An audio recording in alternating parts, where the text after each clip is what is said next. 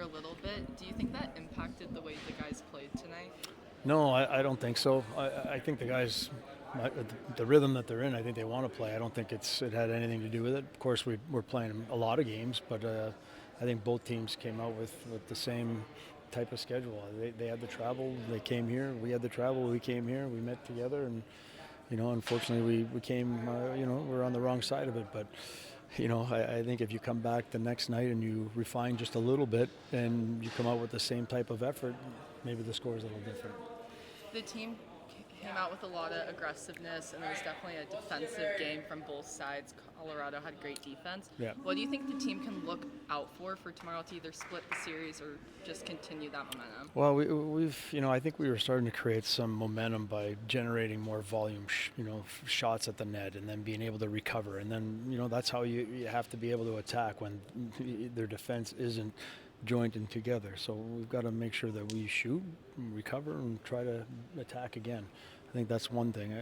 I thought our neutral zone game was really strong and prevented the line rush. The line rush against us. We're at a minimal.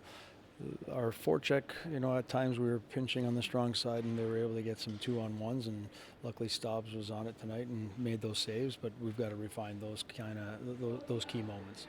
I say the last thing is, I think our guys are so invested in the game, and they want to come out with a victory, and they're engaged in the battle.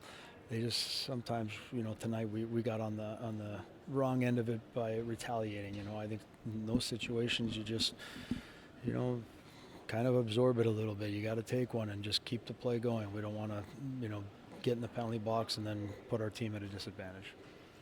Tough loss tonight, and it seems like it stemmed back to that first period where they scored twice. We've talked about it a couple times this season where we've had rough starts, but what does it take to have a good start, to start this game off going, keep going?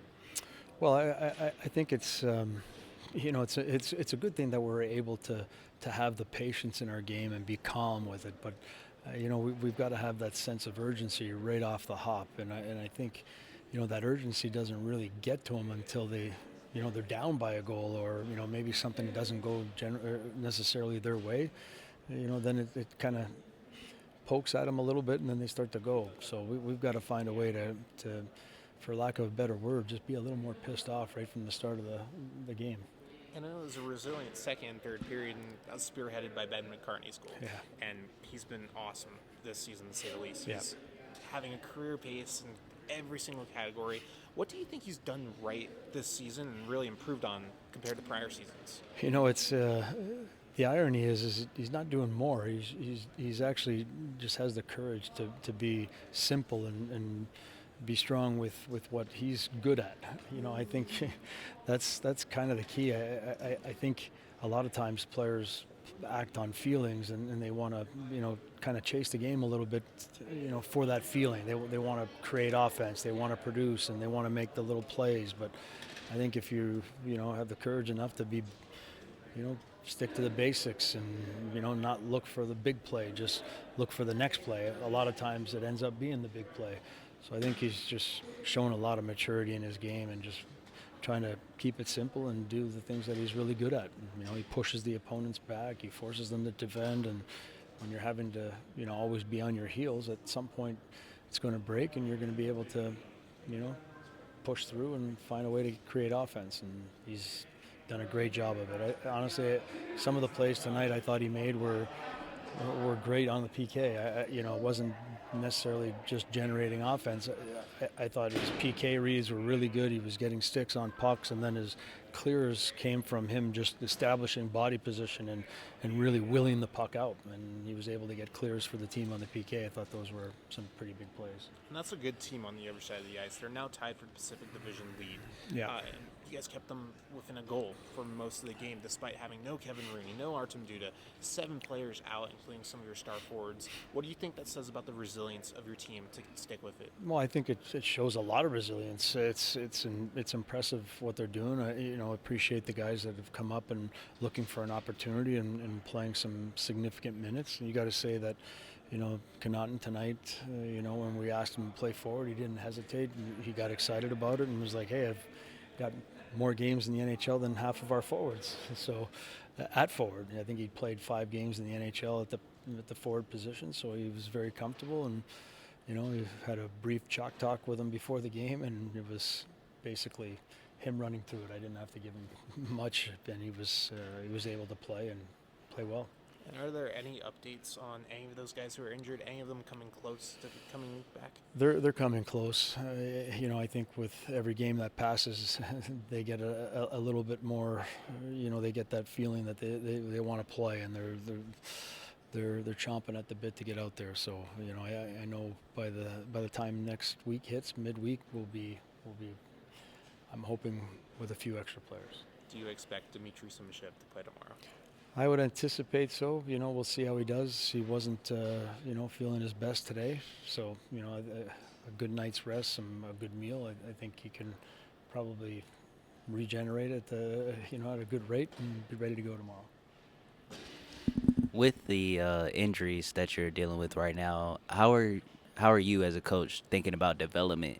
Coming into later in the year, maybe even next season, for the younger guys to get some play time and show what they can do. Yeah, this is a great opportunity for them, right? They're getting some power play time, maybe some more PK time, and the guys that have been called up, they're able to showcase what they have, and they're doing a great job. And I mean, like you said, we were up against a number 1 team tonight, and I don't think that we held our own. I thought we did a good job to push them back, and we had some real opportunities in the power play. We weren't able to capitalize. We had some really good looks 5-on-5. We weren't able to capitalize. Our goaltending was strong, but if you look at the end of the night, I think if you just refine a few key moments, and keep your finger on the pulse and try to do what you can to advance the team, I think maybe we're in a different scenario tomorrow night.